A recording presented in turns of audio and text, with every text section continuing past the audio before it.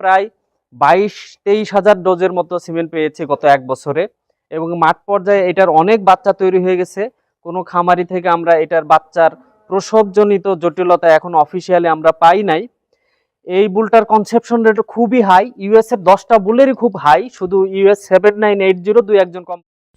আপনারা স্ক্রিনে ষাঁড় গরুটি দেখতে পারলেন, আইডি ইউএস 8073, দুধের রেকর্ড ছিল 90 লিটার। আর এখন আপনাদের দেখাচ্ছি এই ষাঁড় গরুটির মাঠ পর্যায়ের মাত্র 10টি বাচ্চা।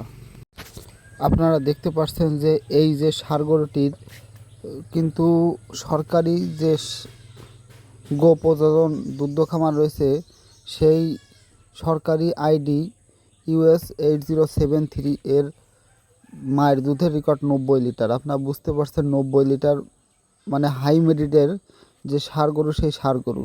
আর এর থেকে মাঠ পর্যায়ের যে বাচ্চাগুলো পাবেন, সেই বাচ্চাগুলো যদি বকনা হয়, অবশ্যই বকনা দুধের রেকর্ড খুবই ভালো হবে।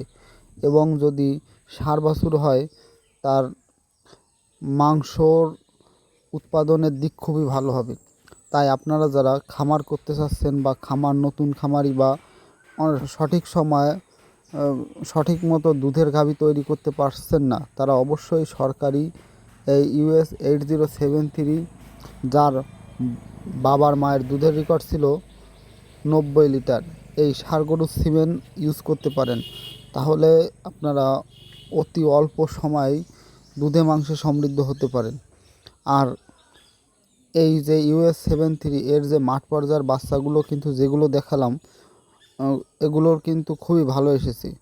আর দর্শক, আপনারা যারা আমার ভিডিও দেখেন, যদি আমার এই ভিডিও দেখে খামার করতে আপনাদের সুবিধা হয়, তাহলে অবশ্যই আমার এই কৃষি তথ্য চ্যানেলটি এখনই সাবস্ক্রাইব করে রাখুন।